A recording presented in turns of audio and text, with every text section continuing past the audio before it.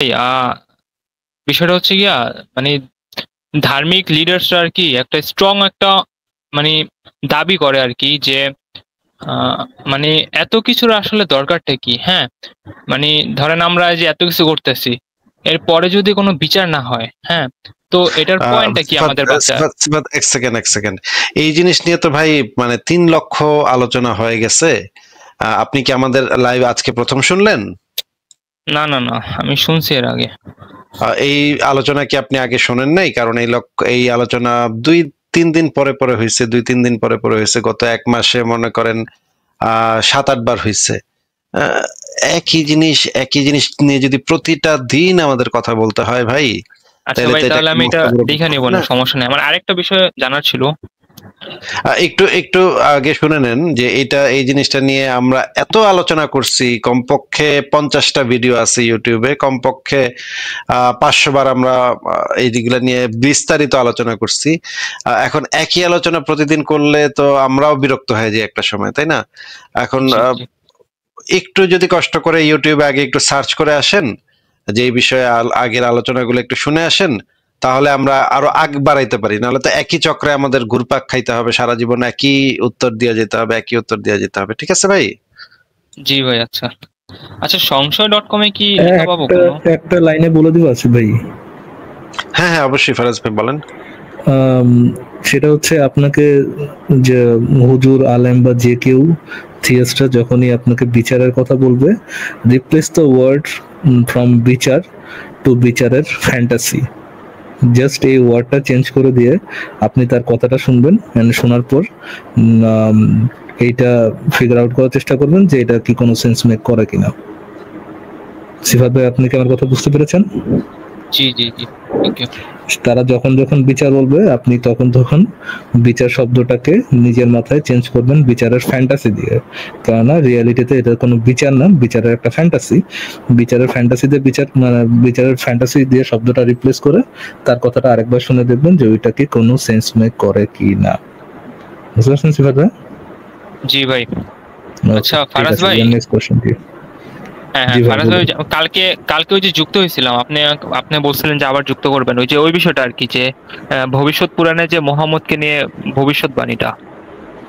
ভবিষ্যৎ পুরাণে thank you যুক্ত হওয়ার জন্য। এখানে অমিত ভাই আছে, আসিফ ভাই আছে। বলেন ভাই, আপনি কি ভবিষ্যৎ পুরাণে মোহাম্মদকে নিয়ে যে জি আপনার ভবিষ্যৎবাণী, ওইটা থেকে আপনি কি জানতে পারলেন নতুন? জি ভাই, আমি একটু মানে আসিফ ভাই যদি অ্যান্সারটা দিত, হ্যাঁ, যে ওইখানে মোহাম্মদকে নিয়ে যে ভবিষ্যৎবাণীটা, সেটা কি লাইক ফেক, নাকি আমি এটা মানে রিসার্চ করবো কিভাবে ভাই? তো সংশয়.com-এ ভবিষ্যৎ কোনো পুরাণ, লেখা পাইলাম না। সংশয়.com এই বিষয়ে বিস্তারিত লেখা আছে ভাই। একটু যদি আগে আমাদেরকে একটু বলতেন যে পুরাণ জিনিসটা কাকে বলে, এই জিনিসটা কি আপনি জানেন কিনা? পুরাণ হিন্দু না ধর্মে ভাই, একটা গ্রন্থ। গ্রন্থ হইলেই তো সেটা পুরাণ হয় না। মনে করেন আমি একটা বই লিখলাম, সেটা কি পুরাণ হিসেবে গণ্য হবে? জি না। তাহলে এই হিন্দু ধর্মে যে পুরাণ বলা হয়, সেই পুরাণ জিনিসটা কি সেটা তো আগে একটু আপনার জানতে হবে, তাই না? জি জি। পুরাণ হচ্ছে এই ভারতের যে ধর্মগুলো আছে, সেটার ভিতরে হিন্দু ধর্ম আছে, বৌদ্ধ ধর্ম আছে এবং জৈন ধর্ম আছে। এই ধর্মগুলোর ভিতরে মুখে মুখে যে জিনিসগুলা প্রচলিত, সেই জিনিসগুলার সংকলন, সেই জিনিসটাকে বলা হয় পুরাণ। যে জিনিসটা বিভিন্ন মুনি ঋষিরা বিভিন্ন যুগে যুগে বলে গেছে এবং লোক মুখে প্রচলিত ছিল, এই জিনিসটা পুরাণ। আহ তাহলে এই ভবিষ্য পুরাণ যে বইটা, সেই বইটা যেহেতু একটা পুরাণ, সেই বইটা কবে লিখিত হয়েছিল সেটা কি আপনি জানেন? না ভাই, ফারাজ ভাই যেটা বলছিল যে 16th সেঞ্চুরি এই সময়। তাহলে আগে তো দেখতে হবে যে এই ভবিষ্য পুরাণ নামক যে বইটা আমরা জানি, সেই বইটা মুহাম্মদের আগের নাকি পরের। যদি এটা পরের হয়, তাহলে তো আর এটা ভবিষ্য পুরাণ থাকে না। তাহলে তো এটা তো সে তো তারা তো যাই না শুই না এই ঘটনা লিখছে মুহাম্মদের কথা। আর যদি আগের হয় তাহলে বুঝতে হবে যে হ্যাঁ, ভবিষ্যৎবাণী আছে।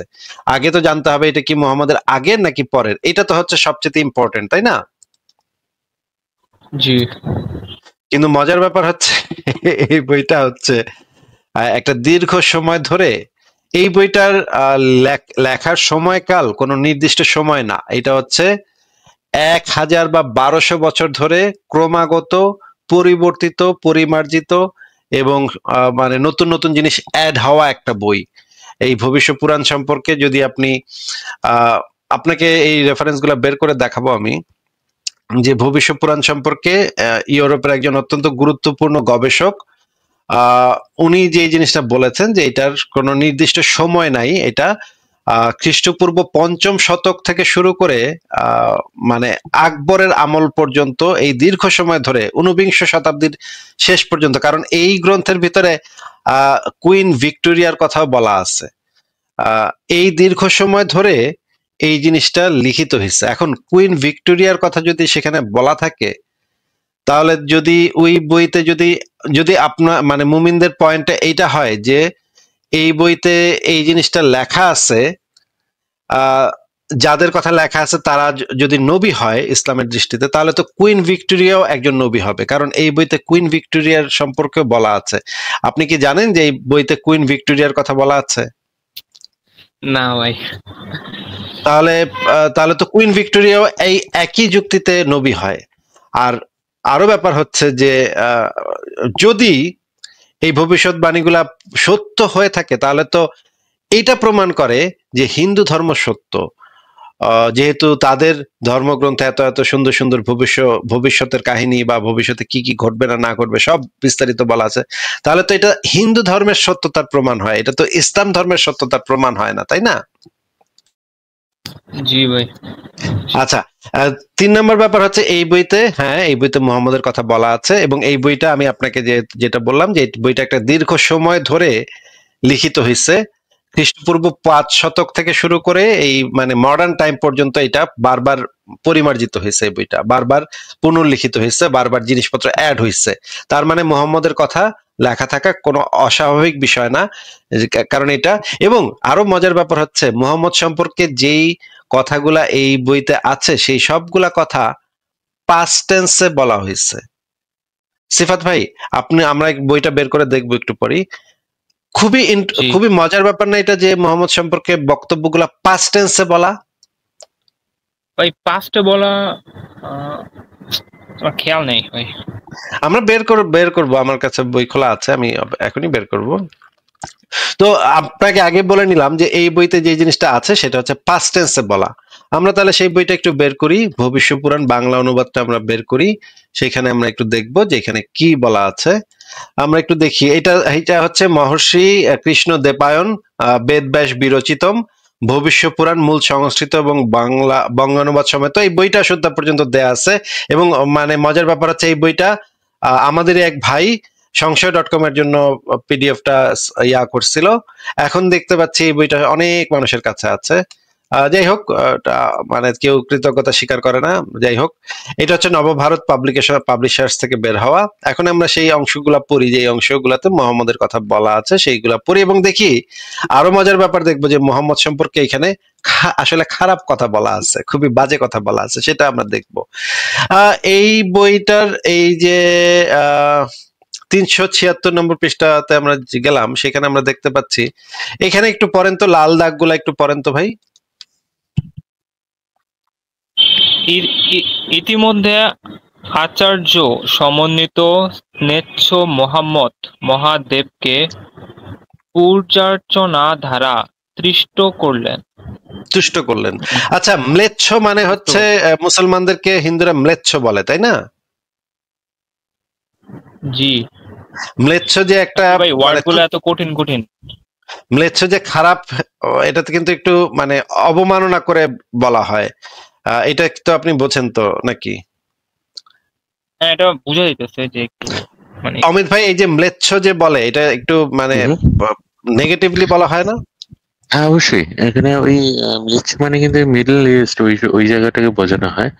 গান্ধার আফগানিস্তান মানে হচ্ছে গান্ধার ওই জায়গাটা, আর ম্লেচ্ছ মানে মিডল ইস্ট ওই জায়গাটা। ওই জন্য লিখছে যে গান্ধার ম্লেচ্ছ কাশ্মীর ইত্যাদি জয় করে প্রভূত কোষ প্রাপ্ত করলেন। ইতিমধ্যে আচার্য সমন্বিত ম্লেচ্ছ মোহাম্মদ মহাদেবকে পূজা অর্চনা দ্বারা তুষ্ট করলেন। সেই জিনিসটা ওই জন্য বলছে যে ম্লেচ্ছ মোহাম্মদ মহাদেবকে পূজা অর্চনা দ্বারা তুষ্ট করলেন। কিন্তু মহাদেব মানে তো শিব, তাই না? হ্যাঁ, তো ওই জন্য এই যে ম্লেচ্ছ মোহাম্মদ মহাদেবকে পূজা অর্চনা দ্বারা তুষ্ট করলেন। ম্লেচ্ছ মানে ওই যে ওই মানে মহাদেব মানে শিব, মানে শিবের পুজো করছে আর কি মহাদেব বা মোহাম্মদ। ওয়াও, তাহলে মোহাম্মদ, এখান থেকে আমরা জানতে পারলাম যে তারা বলতেছে, ভবিষ্য পুরাণে বলা আছে মোহাম্মদ শিবের পূজা করতো, শিব পূজারী ছিল। ওয়াও, এটা তো তাহলে ফ্যান্টাস্টিক ব্যাপার হয়ে গেল। আর মানে এটা মুমিনরা এই বই ইসলামের প্রমাণ হিসেবে হাজির করে কি বুঝছে আমি মাথায় ঢুকে না। আচ্ছা, যাই হোক, সিফাত ভাই আপনি এখান থেকে এই অংশটুকু পড়েন, আমাদের পড়ে শোনান।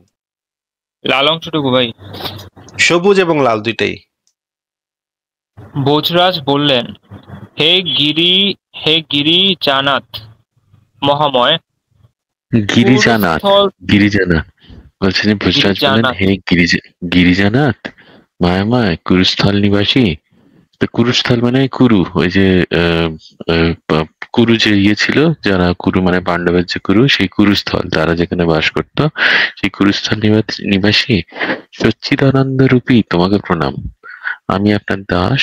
এই শ্রুতি শ্রবণ করে দেবাদিদেব বললেন, তুমি কালেশ্বর স্থানে যাও, সেখানে বাহিক নামক বাহিক নামে একটা ভূমি আছে। সেই বাহিক নামক ভূমি ম্লেচ্ছ দ্বারা দূষিত, যেখানে আর্য ধর্ম নেই। সেই মহাজয়ী উপস্থিত হয়েছে। পূর্বে আমি তা দগ্ধ করেছি। সেই ত্রিপুর দৈত্য পুনরায় সেখানে উপস্থিত হয়েছে। মোহাম্মদ নামক সেই দৈত্য আমার বর পেয়ে প্রসিদ্ধ হয়েছে। তোমার সেখানে যাওয়া উচিত নয়। সে কথা শুনে রাজা ফিরে এলেন। তার সাথে মোহাম্মদও সিন্ধু তীরে ফিরে এলেন। ইয়া ভাই, মোহাম্মদ নামক সেই দৈত্য আমার বর পেয়ে, এটা কার বর পেয়ে? এটা ইয়ের বর পেয়েছে আসিফ ভাই, কি বলে, মহাদেবের বর পেয়েছে। মহাদেবের, শিবের বর পেয়েছে। আচ্ছা, ঠিক আছে। এর পরের পৃষ্ঠাতে আমরা যেই দেখি, এর পরের পৃষ্ঠাতে কি আছে। অমিত ভাই আপনি পড়েন, আপনি বুঝায় পড়তে পারতেছেন ভালো, আপনি পড়েন তাহলে। জি ভাই। আচ্ছা, পড়াটা সুন্দর হয়। মোহাম্মদ প্রেমপূর্বক রাজাকে বললেন, তোমার প্রভু আমার দাসত্ব প্রাপ্ত হয়েছে। প্রভু মানে হচ্ছে মোহাম্মদ, এখানে মহাদেবকে বোঝাচ্ছে। বলছে, তোমার প্রভু আমার দাসত্ব প্রাপ্ত হয়েছেন। আমার উচ্ছিষ্ট তিনি গ্রহণ করেন, তা তুমি দেখো। রাজা ভোজ তা দেখে বিস্মিত হলেন। মানে এখানে এই প্রসাদ দিয়েছে কি, সেটা উচ্ছিষ্ট করে দিয়েছে, নিজে খেয়ে সেখানে প্রসাদ দিয়েছে আর কি, মানে খাওয়ার জন্য দিয়েছে। রাজা ভোজ তা দেখে বিস্মিত হলেন। কেউ সেটা আর কি, ওই আর্য ধর্মী যারা, তারা সেটা করে না। সেখানে ম্লেচ্ছ ধর্ম অতি বিস্তৃত হয়েছে তা দেখলেন। কথা শ্রবণ করে কালিদাস ক্রোধিত হলেন। তিনি বললেন, হে রাজন, আমি দুরাচারী অধম বাহিককে হত্যা করব। তারপর তিনি নবার্য মন্ত্র জপ করতে লাগলেন। 10 সহস্র জপ করে 10 ভাগ হবন করলেন। সেই মায়াবী ম্লেচ্ছ ভস্ম হয়ে দেবত্ব প্রাপ্ত হলেন। তো দেবত্ব প্রাপ্ত মানে মারা গেল আর কি। ভূমধ্যে তারা সেই ভস্ম স্থাপিত করে বাস করতে লাগলেন। সেই মায়াবী পণ্ডিত দেহ প্রাপ্ত হয়ে রাত্রে পৈশাচিক দেহ ধারণ করে হবে ওখানে আর কি। তা ভোজরাজকে বললেন, হে রাজন, তোমার আর্য ধর্ম উত্তম। আমি ভগবত আত্মাতে পিশাচ ধর্ম পালন করব। মনুষ্যলিঙ্গ ছেদন, শিখা ছেদন, ষষ্ঠ শোভিত মানে হচ্ছে দাড়ি রাখবে আর কি। দূষক উচ্চ ঈশ্বরে আলাপ কর্ম নিয়ে আজান টাজান দেবে, সেইগুলো আর কি। উচ্চ ঈশ্বরে আলাপ কর্ম তথা সকল কিছু ভক্ষণ করবো। মানে হিন্দুদের অনেক কিছু ভক্ষণের নিষেধ আছে, তো সেইগুলো হচ্ছে ওরা ভক্ষণ করবে আর কি। তো মনুষ্যলিঙ্গ ছেদন মানে সার্কামসিশনের কথা বলছে। শিখা ছেদন মানে হচ্ছে এই টিকি রাখবে না, সেটা বলছে। ষষ্ঠ শোভিত মানে হচ্ছে দাড়ি টাড়ি রাখবে আর কি। এই হিন্দু পণ্ডিতরা তারা দাড়ি রাখতো না, তারা ওই জন্য বলছে ষষ্ঠ শোভিত। তা কৌল ব্যতীত সমস্ত পশু, কৌল মানে আমি জানি না এক্স্যাক্টলি, তবে হয়তো ওই পিগ বা এই ধরনের কিছু বোঝাচ্ছে, শুকর বোঝাচ্ছে। হ্যাঁ, এক্স্যাক্টলি। কৌল ব্যতীত সমস্ত পশু মুষলের দ্বারা কুশের ন্যায় সংস্কার করব, তা থেকে মুষল জাতির উদ্ভব হবে।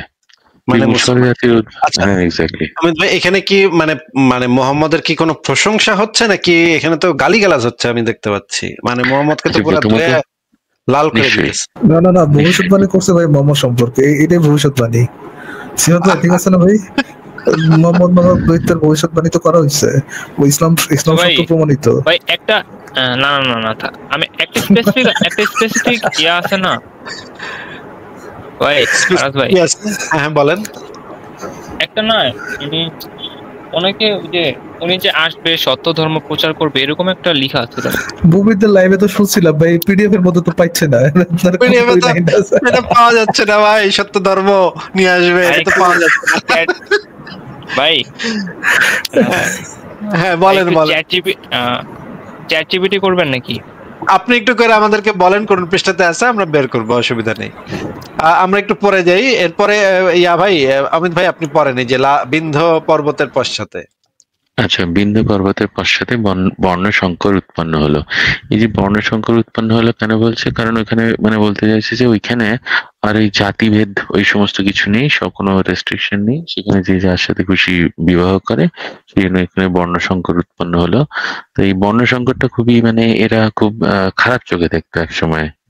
ওখানে ইয়েও বলছে দেখবেন, ওখানে বিশ্ব বলছে, তারপর হচ্ছে রাবণ বলছে, এরকম অনেক জায়গাতে আছে যেখানে বর্ণ সংকরকে খুব খারাপ ভাবে দেখা হয়েছে। তাই জন্য বলছে বিন্ধ্য পর্বতের পশ্চাতে বর্ণ সংকর উৎপন্ন হলো। মুসলমান ব্যক্তি সিন্ধু পারে, তারপর কি লেখা আছে, সিন্ধু পারে স্থাপিত হলো নানা প্রকার দ্বীপে রাজা দৈবাজ্ঞায় ঈশামসীয় ধর্ম স্থাপন করলেন। নানা প্রকার দ্বীপে বিভিন্ন জায়গায় তিনি দৈবাজ্ঞায় মানে ঈশ্বরের আজ্ঞায় ঈশামসীয় ধর্ম স্থাপন করলেন। ঈশামসী মানে ওই ইয়েকে বলছে আর কি, খ্রিস্ট ধর্মের কথা বলছে। এবার আমরা ইংরেজি অনুবাদটা পড়তে পারি। ইংরেজি অনুবাদ এখানে বলা আছে, আমার কাছে 2টা বই খোলা আছে। ইয়া ভাই আপনি যেই বই থেকে আপনি দেখতে চান আমরা সেই বই থেকে বের করব, কোনো সমস্যা নেই। আপনি জাস্ট আমাদেরকে কোথায় এই যে সত্য ধর্ম নিয়ে আসবে সেটা বলা আছে সেটা আমাদেরকে একটু বলে দিয়ে না, আমরা বের করব, কোনো প্রবলেম নেই। নাম্বারটা একটু বের করব নাকি? নাম্বারটা হ্যাঁ দেখবো আমি, বের করতে থাকেন, আপনি বের করতে থাকেন। কোনটা কি দেখবেন বুঝি নাই। আমি যখন সার্চ করছিলাম না, এই আরেকটা লেখা আছে, সেটাই যদি আপনাদের একটু বলতাম, আপনারা যদি ভাইয়া দিতেন আর কি, দেখাই দিতেন আপনি বইটা আমরা এই যে সংস্কৃত থেকে বাংলা করা যায় কিনা সেটার একটা চেষ্টা করে দেখি। অমিত ভাই আপনি কি এই যে এইগুলা মানে বুমচুং কি লেখা, এগুলা অর্থ বুঝেন? কিছু কিছু বলতে পারবো, যেমন হচ্ছে বলছে নমস্তে গিরিরাজনাথ মরুস্থলে নিবাসিনী, তবে বলছে নমস্তে একজন গিরিরাজনাথ। এটা লাগবে না, আমি আপনাকে দেখাচ্ছি। এই যে এইখান থেকে যদি একটু পড়তেন, এই যে বহুবাত্র মহামায়ী জহৌষ মায়াপুরা, এখান থেকে ওই যে বলছে যে ওই যে বললো না যে একজন ওই ত্রিপুরা বলে একটা ত্রিপুরা বলি দৈত্যেন প্রেজিত পুনরাগত, বলি ওই যে ত্রিপুরা নামে ওই দৈত্যটা সে আবার ফিরে এসেছে। সে ওরকম ওই সে আগেও হচ্ছে ওরকম ধ্বংস করেছিল, সেই জন্য বলছে বহুমাত্র মহামায়ী জৌহসৌ দগ্ধ মায়াপুরা, সেই মায়াপুরের ওকে দগ্ধ করেছিল, সেই জিনিসটা বলছে।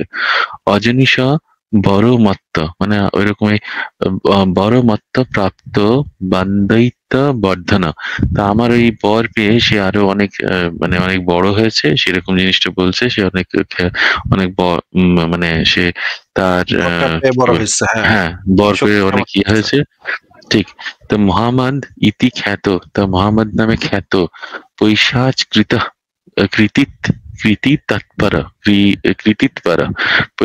কৃতিৎপর, তার মানে ওই মোহাম্মদ নামে এখন সে খ্যাত হয়েছে। সেই পিশাচ, সেই যে পিশাচের কথা বলছি, সেই পিশাচ এখন হচ্ছে মোহাম্মদ নামে খ্যাত হয়েছে।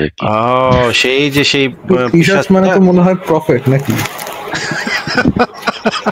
পিশাচ মানে এখানে ওই পিশাচ মানে খুব খারাপ ভাবেই বলছে আর কি, এই পিশাচ জন্য তাদেরকে মোটেই ওই ভালোভাবে দেখা। ইংরেজিতে প্রফেট আর হচ্ছে আপনি এইসব সংস্কৃত তো পিশাচ একই জিনিস নাকি ভাই? না সেরকম নয়, প্রফেট বলছে না, পিশাচ মানে ওই ভূত পিশাচ ওইরকম মানে ওইরকম মানে কি বলে মানে তাহলে কি আমরা ভাই পিশাচ মুহাম্মদ সাল্লাল্লাহু আলাইহি ওয়াসাল্লাম বলতে পারি? হ্যাঁ বলতে পারে, আচ্ছা, সেরকম আমরা বলতে ইংরেজিটাতে এবার চলে যাব। আমরা এবার একটু ইংরেজি অনুবাদটা দেখবো, ইংরেজি অনুবাদটাতে কি বলা আছে মূল বই থেকে আমরা দেখবো।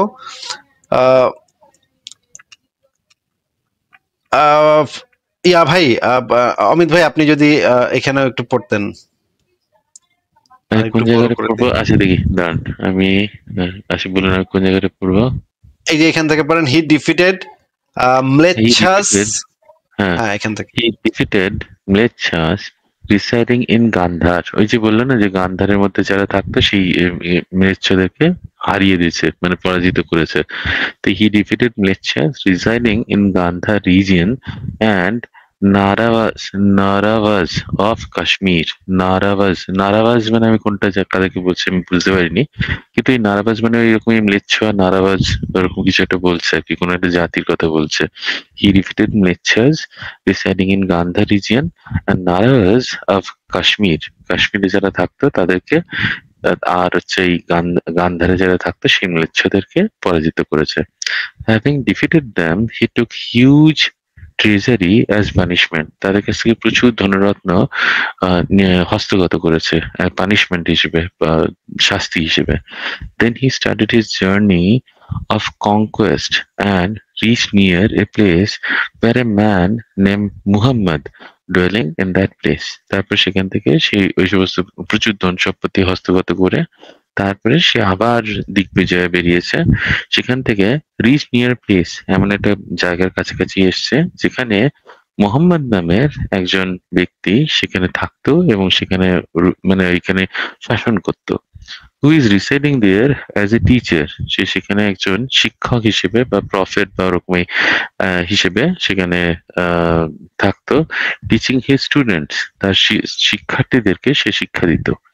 King Bhoj also in that place which is named as Marusthala. Marusthala মানে desert, হ্যাঁ। King Bhoj also in that place which is named as Marusthala started worshipping Lord Shiva with panchagavya. ওই পঞ্চগব্য দিয়ে শিবের পুজো করতে আরম্ভ করে কিং ভোজ, সেটার পুজো করতে আরম্ভ করে সেই জায়গাটা, যে জায়গাটার নেম হচ্ছে মরুস্থল বা ডেজার্ট। কি কি দিয়ে পুজো করছে? Panchagavya, water of river Ganges and chandan পঞ্চগব্য এই সমস্ত দিয়ে পুজো করছে। And started reciting prayers to please him, তো তাকে প্লিজ করার জন্য ইয়ে করছে। তো এনে বলছে ভোজরাজ এখান থেকে পড়েন। আচ্ছা, ভোজরাজ ভাই এই যে the Prophet Muhammad sallallahu alaihi wasallam brought the truth to humanity, to India and to all the world, এই লাইনগুলো কই আছে ভাই? আপনি কি এডিট করে উঠাই দিছেন ভাই? সত্যি এগুলা মুমিনদের লাইভে গেলে নতুন আরেকটা বই বের হয়ে যায়, এখানে আরেকটা চ্যাপ্টার বের হয়ে যায় এখানে, বুঝছেন? ওই লাইভ ছাড়া আর কথা পাওয়া যায় না। আপনার এটা জানতে হলে মুমিনের লাইভে যাইতে হবে ফারাজ ভাই। না ভাই, এটা আপনি নিশ্চয়ই এডিট করে উঠাই দিচ্ছেন। হ্যাঁ, এটা একটা মজা, এটা আল্লাহর একটা মজা যে মুমিনের লাইভে গেলে তখন ওই চ্যাপ্টারটা পাওয়া যায়, অন্য কোথাও ওই চ্যাপ্টারটা পাওয়া যায় না। অমিত ভাই আপনি তাহলে একটু শেষ করেন এই জায়গায় কি বলা আছে। ঠিক আছে, তো এখানে বলছে রাজা ভোজ সেড গিরিজাপতি মানে ইয়ের কথা বলছে আর কি, শিবের কথা বলছে। The Girijapati who is residing in this desert, তা তিনি যিনি এই মরুস্থলে বাস করছেন, আই প্রেজ হিম, আমি তার বন্দনা করি। হি হু ক্রিয়েটস এন্ডলেস ইলিউশন মানে মায়া, হি হু ক্রিয়েটস এন্ডলেস ইলিউশন, তো তিনি যিনি এইরকম হচ্ছে অনন্ত মায়া তৈরি করেন। destroyed ত্রিপুরাসুরকে যিনি বিনষ্ট করেছেন, and is protected from ম্লেচ্ছাস, যিনি ম্লেচ্ছ থেকেও যিনি নিজেকে রক্ষা করতে পেরেছেন। being so pure, এত বিশুদ্ধ, and represent the pure from সচ্চিদানন্দ মানে হচ্ছে সচ্চিত আর আনন্দ মানে ঈশ্বর বা ব্রহ্মের একটা কল্পনা আর কি। তো সেই সচ্চিদানন্দ, সেই পিওরেস্ট সচ্চিদানন্দ ফর্মেও তিনি নিজেকে রিপ্রেজেন্ট করছেন। আই এম ইউর সার্ভেন্ট, আমি আপনার Das. Haynes I am under your recourse, মানে আমি আপনার আদেশের, আমি আপনার আজ্ঞাবহ, এরকম বলছে।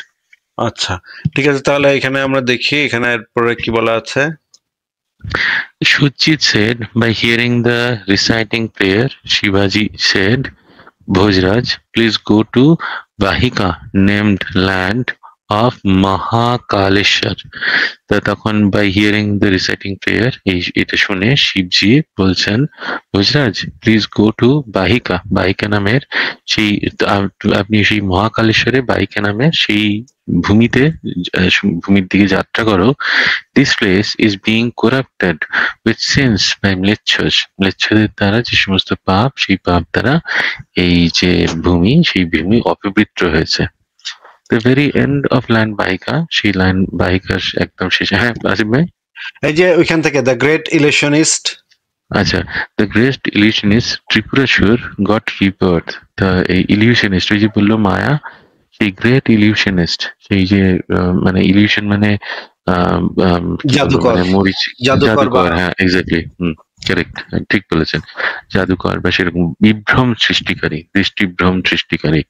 তো সেই গ্রেট ইলিউশনিস্ট ত্রিপুরেশ্বর আবার পুনর্জন্ম নিয়েছে। whom I have been destroyed, আমি যে বিনষ্ট করে দিয়েছিলাম। turned him into ashes, তাকে আমি ভস্মীভূত করেছিলাম। his inner reality is he got his rebirth to flourish his greatness and spread dynasty of Daityas. তার সে কেন ইয়ে করেছে, তার এর পারপাসটা কি, সে যে জন্মেছে তার পারপাস কি, তার পারপাস হচ্ছে বা তার উদ্দেশ্য হচ্ছে যে সেখানে ফ্লারিশ করবে এবং সেখানে ডাইনাস্টি মানে দৈত্যদের ডাইনাস্টি সেটা রাজত্ব প্রতিষ্ঠা করবে। হিজ নেম ইজ মোহাম্মদ, তার এখন নাম Mohammad. Who is always fond of doing পিশাচ লাইক ওয়ার্কস, সে পিশাচের মতন কাজকর্ম করে সবসময়। ভাই পুরা তো শেষ হয়ে গেলাম। আপনি মনে হয় ঠিক করছেন, এখানে প্রফেটের মতো হবে ভাই পিশাচ। আচ্ছা, therefore Rajan, please don't stay in this place of পিশাচ। এই পিশাচ ইনফেস্টেড ল্যান্ডের মধ্যে তুমি থেকো না, মানে পিশাচ অধ্যুষিত ল্যান্ডের মধ্যে এই ইয়েতে ভূমিতে থেকো না। By my grace you will be pure, আমার আশীর্বাদে তুমি আবার সেই পবিত্রতা অর্জন করবে। তাই এখানে কোনো অবস্থাতে কোনো জায়গাতে ওখানে প্রেজ করা হচ্ছে বা তিনি একজন খুবই খুব মহান ব্যক্তি সেরকম কিছু বলা নেই কিন্তু। বা পুরা এটা তো আরো লুকানো উচিত, মুমিনদের তো এই জিনিসগুলো আরো লুকায় রাখা উচিত যে এগুলো কি কইতাছে ভাই, একেবারে মুমিন তাদের অডিয়েন্স জানে ভাই।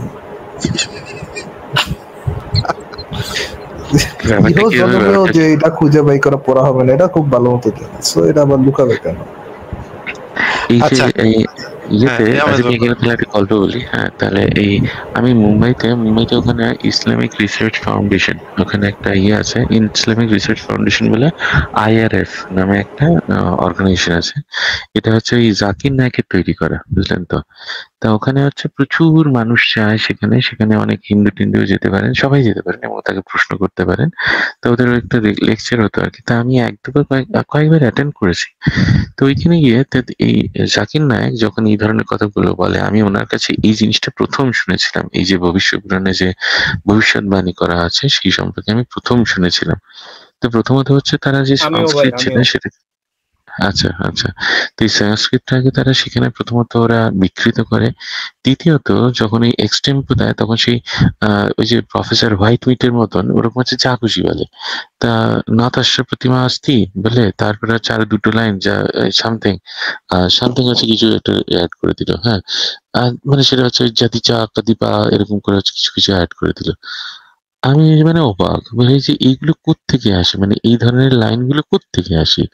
যা হচ্ছে সেই ধরুন এরকমই একটা গল্প ছিল যে একটা ছেলে তাকে সংস্কৃত পড়তে পাঠিয়েছে, সে বাড়ি ফিরে এসে তার কাকিমাকে জিজ্ঞেস করছে যে কাকিং কাকাং কোথাং, কাকা কোথায়? তো সেখানে একটা অনুসার লাগিয়েছে। তখন কাকিমা বলছে অনুসার লাগানো নেই যদি সংস্কৃত হয় তোমার কাকা কেন লুকায় রং। তা সেরকম আর কি ব্যাপারটা। তা ওর মধ্যে যা খুশি একটা অ্যাড করে দিল, যা মনে এলো বলে দিল। সেখানে একটা জাদি চা না কাদি পা এরকম করে কিছু একটা কথা বলে, এইটা আমার এই ভার্সটা আমার খুব মনে আছে। তা এরকম জাদি চা কনফিডেন্টলি বলতে হবে, চাচাং চাচাং পাচাং পাচাং একটু কনফিডেন্টলি বললেই এখন সবাই বুঝবে, ভাববে যে হ্যাঁ অনেক পারে, লোকে ভালো পারে। এইবারে কি সমস্যাটা হয় কি জানেন তো, এই যে ক্যামেরা বা মাইক এগুলো হচ্ছে ওদের কন্ট্রোলে থাকে। এবার আপনি ওরা যখনই সেন্স করবে যে আপনি ওকে চ্যালেঞ্জ করছেন বা কিছু বলতে চাইছেন, সাথে সাথে ক্যামেরা ফোকাসে সরিয়ে নেবে, মাইক আপনার হাত থেকে কেড়ে নেবে এবং মানে কোনো রকম কথাই আপনাকে বলতে দেবে না। তারপরে এরকম যদি ওদের গোটা চ্যানেলের যে ডিস্ট্রিবিউশন, সেই আইআরএফ বা Islamic research foundation, piece TV, এটা কিন্তু ওরা নিজেরা ওটাকে মেনটেন করতো। ওরা কিন্তু এরকম লাইভ এরকম ট্রান্সমিট করতো না। প্রথমত অনেক সময় ওরা রেকর্ড করতেও দিত না আপনাকে, ওই নিজেদের মতো করে আপনি মোবাইলে রেকর্ড করবেন বা এরকম করবেন, ওরা করতে দিত না। তাই এরকম রেস্ট্রিকশন রাখতো। তাই ওখানে হচ্ছে ওরকম ওই অনেকেই যে এরকম কাউন্টার করতো নাকি, মোট অনেকেই কাউন্টার করতো, অনেকেই জিজ্ঞেস করতো, অনেক অনেক মুসলিমরা ওখানে বসে ওকে কোয়েশ্চেন করতো, তুই এরকম বলছিস, এরকম কোথায় পেয়েছিস, অনেক হাসাহাসি করতো মুসলিমরা বসে। তো ওরা সেগুলো প্রচার করতো না, সেগুলোকে হচ্ছে ওরা নিজেদের মতো ইয়ে করে ওগুলো কাট করে সেগুলোকে বাদ দিয়ে দিত এবং বাকি জিনিসটা প্রচার করতো। এই জন্য দেখবেন ইয়েতে আমি অন্তপক্ষে, আমি জানি না কখনো করেছি কিনা, পিস টিভিতে আমি কখনো হচ্ছে লাইভ প্রচার করতে দেখিনি, লাইভ করতে দেখিনি। 2 নম্বর হচ্ছে একটা একটা আগে থেকে তৈরি করা একটা স্পিচ থাকতো ওদের, সেই জিনিসটা হচ্ছে পড়তো, সামনে টেলিপ্রম্পটার থাকতো বা ওরা মুখস্থ করে আসতো। এবং সেই জিনিসটা আপনি দেখবেন, সেই জিনিসটা প্রমাণ কিভাবে দেখবেন, এই জাকির নায়কের যে ছেলে, আমি ওর নামটা ভুলে গেছি, সেই জাকির নায়কের ছেলে ওরকম টুপি পরে একটা স্পিচ দিচ্ছে। সেই স্পিচটা জাকির নায়ক যে কথা হচ্ছে 10 বছর আগে বলে গেছে, দাড়ি কমা পূর্ণচ্ছেদ, একদম সেম কথা মুখস্থ, একদম সেম কথা। এই যে কথাগুলো বলছে, ওখানে বসে ওই লোকজন হচ্ছে আলহামদুলিল্লাহ আলহামদুলিল্লাহ করছে, হ্যাঁ, কিন্তু ওই গোটাটা হচ্ছে একদম সেম কথা, একদম মানে দাড়ি কমা পূর্ণচ্ছেদ, প্রত্যেকটা কথা সেম। তা এখন ওদের একটা যে একটা এরকম স্পিচ থাকে, যদি হচ্ছে আপনি ওদের কাউন্টার করেন তখন হচ্ছে এই কি জানে প্রফেসর হোয়াইট মিট, ওরকম হচ্ছে নামগুলো বেরিয়ে আসে। কি ছিল আর ফারাজ ভাই, প্রফেসর হোয়াইট মিট ছিল না ওই নামটা? Sir white meat. স্যার আচ্ছা, হোয়াইট মিট।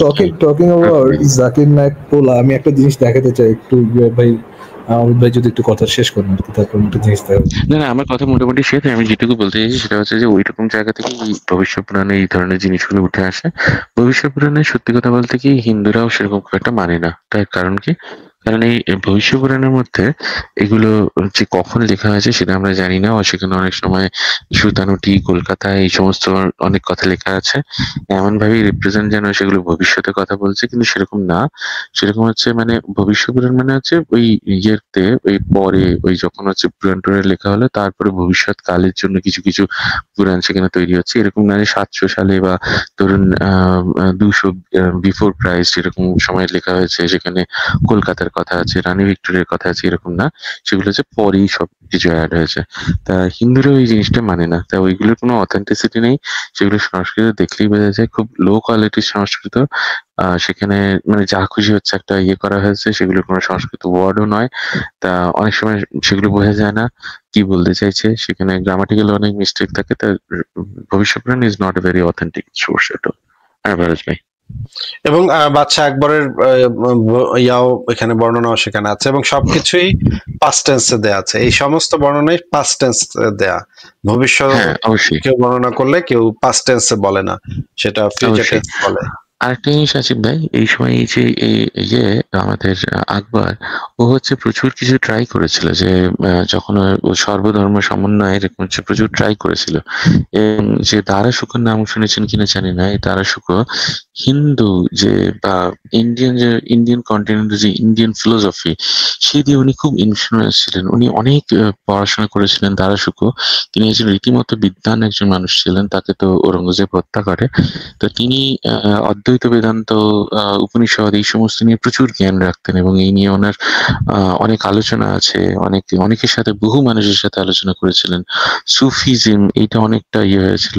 তাই এই সময় এই আকবর খানিকটা ওগুলোকে ইনকর্পোরেট করার চেষ্টা করে এই জিনিসগুলোকে, এবং এই আলোপনিষদ এই সমস্ত জিনিসগুলো তারা সে তৈরি করার চেষ্টা করে এবং সেগুলোকে ইনহেরিট করার মানে সেগুলোকে প্রচার করার চেষ্টা করে। যদিও এটা একটা খুবই ইয়ে হয়েছিল। আমি জানি, এগুলো নিয়ে আমরা একবার আলোচনা করেছিলাম যে আল্লাহ উপনিষদ, এটা নিয়ে আমরা একবার আলোচনা করেছিলাম আমির ভাই। নিশ্চয়ই। এবং দেখবেন এগুলো নিয়ে একটা মজার গল্প আছে। সেই ইয়েতে বলছে যে একটা খট্টাঙ্গ পুরাণ লিখবো। এই গোপাল ভাঁড় বলছে একটা খট্টাঙ্গ পুরাণ লিখবো। সেই খট্টাঙ্গ পুরাণ বা ওই ধরনের জিনিসগুলো, ওই ধরনের পুরাণ, ওই সমস্ত জিনিসগুলো, যেমন ধরুন হচ্ছে ওই 32 সিংহাসন লেখা হয়েছিল না, বা 32 সিংহাসন, বেতাল পঞ্চবিংশতি। তো এই ধরনের গল্প কথা অনেক ওই ইয়েদেরকে নিয়ে লেখা হতো। সেরকম আকবরও চেষ্টা করেছেন আলো পূর্ণিমা এই ধরনের জিনিসগুলো লেখার, যাতে ইসলাম একটা হিন্দু ধর্মের মধ্যে একটা মান্যতা পায়। সেরকম একটা অ্যামালগামেশন করার চেষ্টা করেছিলেন, সেরকম করেছিলেন। সেই সময় ভবিষ্য পুরাণের অনেক কিছু জিনিস ইনকর্পোরেট হয়েছিল ওইরকম সময়। তো এগুলো খুবই একটা মানে ওইগুলোকে অথেন্টিক বলে ধরে সেখানে হচ্ছে যা ভবিষ্যতের কথা বলা আছে আসবে, এরকম কখনো হতে পারে না। আর তাতে কিন্তু ওই মানে বরং হচ্ছে হিন্দু ধর্ম মানে সেটা একটা ঈশ্বরের কাছ থেকে আসছে, সেটাই বরং বোঝা যায়, সেটাই বরং মানে অথেন্টিসিটি পায়, তাই না? আচ্ছা ঠিক আছে, আমরা এখন সিফাত সাহেবের কাছে যাই। সিফাত, আপনি কি বের করেছেন যেটা বের করতে চেয়েছিলেন? হ্যাঁ ভাই, ওই যে দেখা হয়ে গেছে, ওই যে ইংলিশে যে আরেকটা দেখালে লাইনটা দেখালে না, সেটাই আর কি, সেটাই দেখা যাচ্ছে। সেটা কি? সেখানে কি তো আমি কোনো প্রশংসা সূচক কিছু দেখলাম না, আমি তো সমালোচনামূলক দেখলাম। আপনি কি পাইলেন? আমি সেটাই ফারাজ ভাইয়ের কাছে জানতেছিলাম আর কি, কালকে দেখার জন্য। মানে চ্যাট জিপিটিতে কি সে এখনো প্রফেট আছে নাকি পিচার আছে, কোনটা ইংরেজি যেটা মিলাইলেন? ভাই সেখানে এখনো প্রফেট আছে ভাই, সুনাম করতেছেন, কি করবো আমি? আপনি দেখেন, শেয়ার করে দেখেন কোন পেজের মধ্যে, পেজের মধ্যে কত নাম্বার পেজের মধ্যে দেওয়া আছে ভাই মোবাইলে। আচ্ছা থাক ভাই, থাক মোবাইলে তো শেয়ার করা যাবে ভাই মোবাইলে। আপনি স্ক্রিনশট নিয়ে কিভাবে দেখাবেন মোবাইল থেকে? আচ্ছা মোবাইল থেকে আপনি পড়েন কত নাম্বার পেজ, ওইখান থেকে রেফারেন্সটা দিতে বলেন যে কত নাম্বার পেজে দেওয়া আছে, ভবিষ্য পুরাণের কত নাম্বার পেজে ইয়েটা দেওয়া আছে, রেফারেন্স চান। সময় লাগবে ভাই, আপনি দেরি করবেন তাইলে ভাই এতক্ষণ কি করলেন? রেফারেন্স বের করেন, আমরা ততক্ষণ একটা ভিডিও দেখি। বের করেন, রেফারেন্স বের করেন। ওকে। আচ্ছা আসিফ ভাই, talking about son of Zakir Naik, আমি একটা ভিডিও আপনাদের দেখাতে চাই। আমি জানি না আপনি ভিডিওটা কখনো দেখছেন কিনা।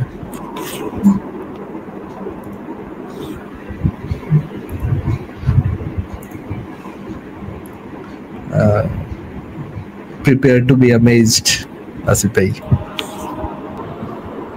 Assalamu alaikum wa rahmatullahi wa barakatuh. I'm going to sing a song on the theme of this conference, which has been written by my mother. Bismillah. Alhamdulillah, this conference is a third of its kind, is an achievement in itself. Whether it will be a milestone in the Islamic world will depend upon the reform, the revolution it will bring, inshallah. As for now, it is amazing to see all these brothers and sisters all gathered for one cause. This adornment, this breathtaking beauty of Islam, humble us to persuade, to bow down for Allah subhanahu wa ta'ala, who has chosen us to complete this task of spreading peace. هذا من فضل ربي، هذا من فضل ربي، هذا من فضل ربي، هذا من فضل ربي. We will spread the light, we will give the message to one and all. From President Obama to Queen Elizabeth, from Nicolas Sarkozy in France to the President of China. How are you enjoying that? ভালোই তো লাগছে ভাই।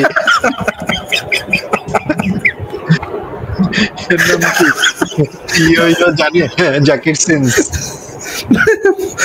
I thought আপনি বলবেন ফকির নায়ক।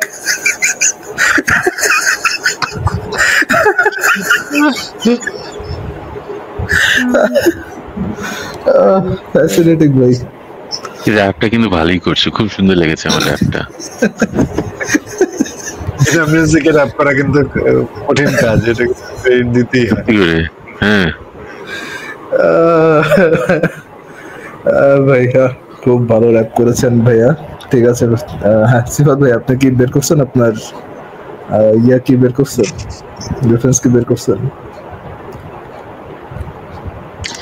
আমার মনে হয় সিফাত সাহেবকে এখন তাহলে বিদায় জানানো যায়। আমাদের ব্যাকস্টেজে আরো অনেক আছেন। তাহলে সিফাত, আপনাকে আজকে তাহলে আমরা বিদায় জানাই। আপনার যদি এটা নিয়ে আরো কোনো আলোচনা থাকে তাহলে আপনি পরে যুক্ত হয়ে আমাদেরকে বলতে পারেন, বা আপনার যদি আরো কোনো রেফারেন্স দেখাইতে হয় তাহলে দেখাইতে পারেন পরে যুক্ত হয়ে। আপনার কি এখন আর কিছু বলার আছে সিফাত? না, উনি মিউট করে রাখছেন। সিফাত, জি জি জি ভাই ভাই ভাই ভাই ভাই হ্যাঁ বলেন। ভাই আরেকটা কোশ্চেন আর কি। হ্যাঁ বলেন। একটু ছোট করে বললেই চলবে। ওই ওপেন হার্ট সার্জারির বিষয়টা আর কি বলা যাবো? ওই মোহাম্মদের সিনা সাফ করছে সেটা। জি ভাই, এটা আমার কি নতুন কি জানার আছে কিছু যেটা সাধারণ মুসলমান জানে না, এরকম কিছু? মানে বুঝলাম না, এটা মানে নতুন কিছু জানেন? আমরা কেমনে কব আপনি কতদূর জানেন না জানেন? আপনি যে ঘটনা যে সিনা সাক কইরা তার যে পাপ ধোয়া হইছে, পাপ কি ভাই হার্টের মধ্যে থাকে? বুঝছি ভাই, না। এবং নাকি একটা মাংসপিণ্ড বের করছে ফারাজ ভাই, একটা কালা মাংসপিণ্ড হার্টের জায়গায়। আমরা হাদিসটা দেখি পাই কিনা, হাতের কাছে পাইলে দেখাই দিচ্ছি কারণ একটা। আপনারা কথা বলেন, আমি বের করতেছি। এই ওপেন হার্ট সার্জারি মানে কিসের রেফারেন্স বুঝলাম না, মানে ওখানে কি ওপেন হার্ট সার্জারি করেছিল?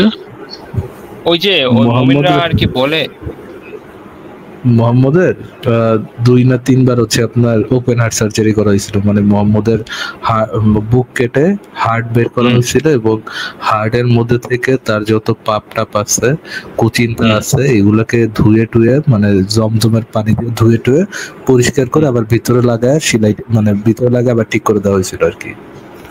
কিন্তু ওরা কি করার দরকার কি হয়েছিল? উনি তো মানে জন্ম থেকেই তো পিওরেস্ট হওয়ার কথা ছিল, মানে উনি তো প্রফেট জন্ম থেকে, নাকি?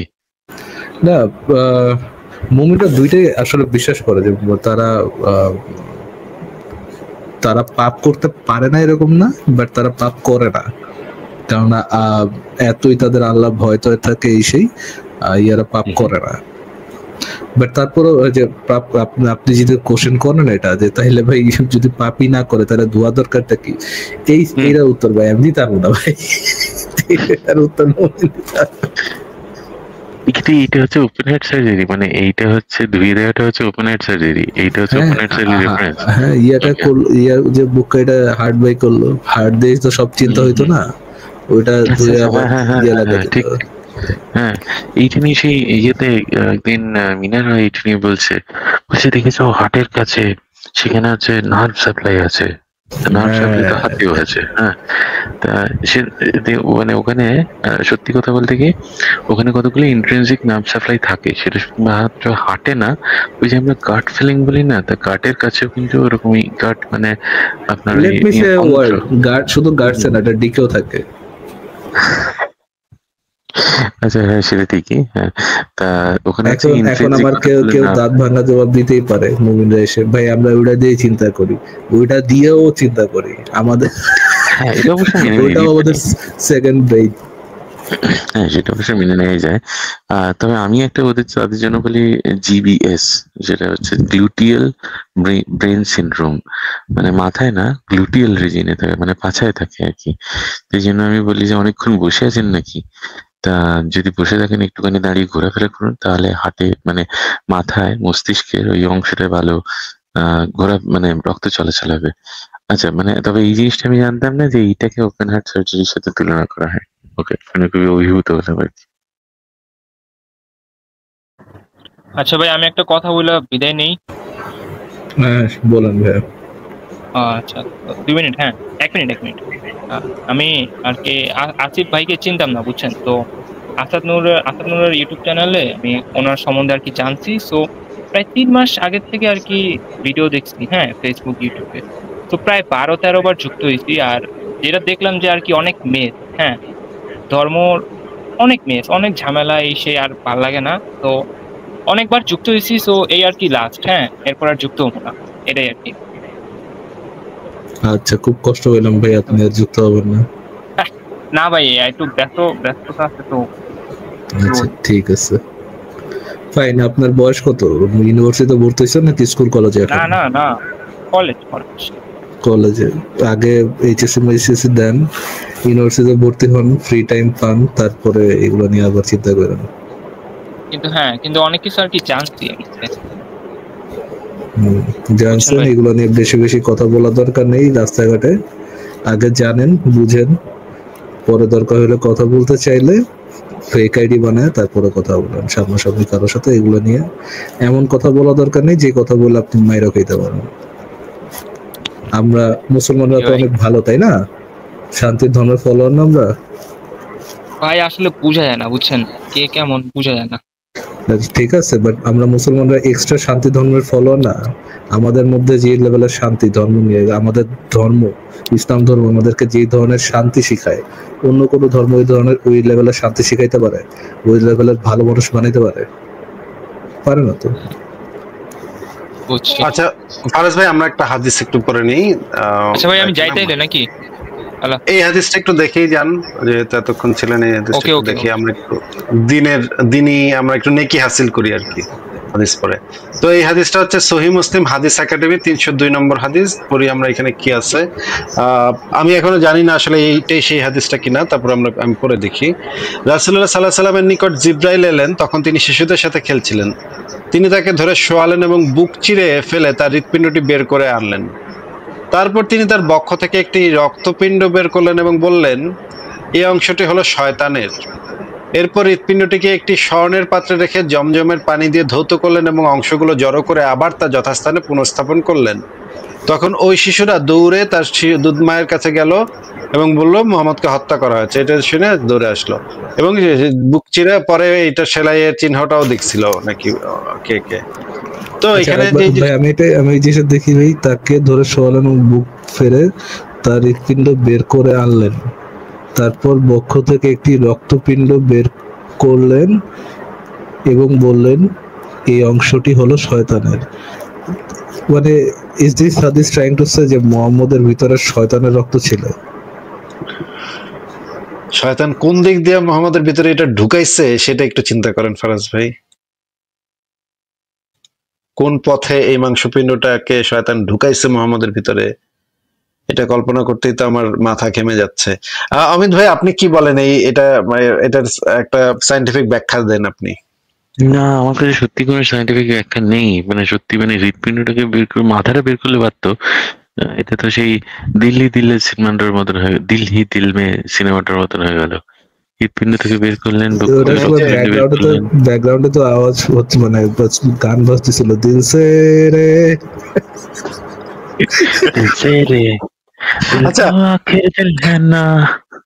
আচ্ছা অমিত ভাই, যে হনুমান যে তার বুক চিরে ফেলে রামের ছবি দেখা দিছিল সবাইকে, এটা তো আমি তো ছোটবেলায় রামায়ণ দেখতাম দূরদর্শনে আমি নিজে দেখছিলাম এটা ভাই। আরে ভাই সেই মজা! হনুমান এইভাবে, ওই যে একজন অভিনেতা, হনুমানের মধ্যেও কিন্তু মানে শয়তানের রক্তবিন্দু ছিল না। না, ওর মধ্যে রাম সীতা থাকতো, এই জন্য হচ্ছে শয়তানের কোনো কিছু ছিল না। কিন্তু এই যে বুকটা যে ছিঁড়ে ফেললো, তারপর যে রামের ছবিটা সুন্দর করে দেখা গেল, আমি তো ছোটবেলায় এই দৃশ্য দেখা আমি তো পুরা হতভম্ব যে এটা কিভাবে সম্ভব। এটা আমার ছোট মাথায় তখন ঢুকতেছে না, এটা কিভাবে সম্ভব। পরে বুঝতে পারলাম যে টিভিতে অনেক কিছু করা সম্ভব, যেটা হচ্ছে গিয়ে ভুং ভাং দিয়ে করে আর কি, কিছু মেকানিজম দিয়ে করে। কিন্তু এইটা তো ভাই সহিহ হাদিস, এটাতে তো হৃৎপিণ্ড থেকে রক্তপিণ্ড বাইর করে বলতেছে এটা শয়তানের। এটা কেমন কথা ভাই? এটা তো মানে মারাত্মক কথা, এটা তো মিলতেছে না। কি করব ভাই, এটা কেমনে মিলান যায় বলেন তো ফারাজ ভাই, অমিত ভাই, সিফাত ভাই, আপনি বলেন কেমনে এটা মিলান যায় সায়েন্সের সাথে? বুঝছি ভাই, কি আর বলবো।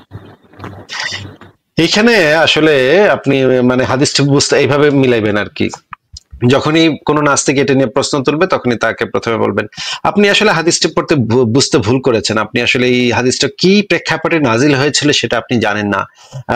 যে আপনার এটা জানতে হবে, আপনার আরবি ভাষাটা ভালোভাবে বুঝতে হবে। আরবি ভাষাটা যদি আপনি ভালোভাবে না বোঝেন, তাহলে তো এই হাদিসটার অর্থটা বুঝতে পারবেন না। তাছাড়া আপনার জানতে হবে আলেমগণ এই হাদিসটিকে কিভাবে গ্রহণ করেছেন, ওনারা এই হাদিসটি সম্পর্কে কি বলেছেন। এগুলো সবকিছু না জানলে তো আপনি হাদিসটা সম্পর্কে কোনো সিদ্ধান্তে পৌঁছতে পারবেন না। আপনি কি জানেন এগুলা যে আলেমরা এই বিষয়ে কি বলেছেন? সেগুলো তো আপনি জানেন না, তাহলে কেন এটা নিয়ে প্রশ্ন তুলছেন বলেন তো সিফাত ভাই? জি ভাই, বুঝছি। আচ্ছা ভাই, ওমর এটা বলে একটু বিদায় দিয়ে দিন আমারে। ওমর রাদিয়াল্লাহু আনহু, উনি ওনার বোনকে হত্যা করছিল না, এরকম একটা ঘটনা ছিল না নাকি?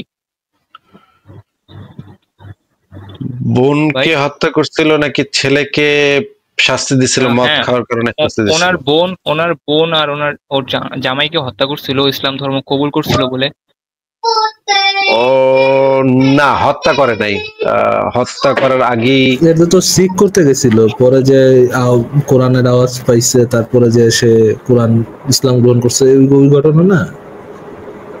হ্যাঁ হ্যাঁ, ওই ঘটনাই ফারাজ ভাই, যে হত্যা করে নাই নাকি? হত্যা করার ব্যাপারটা এখানে আমি পাইনি কোথাও। ওকে, এই জন্য।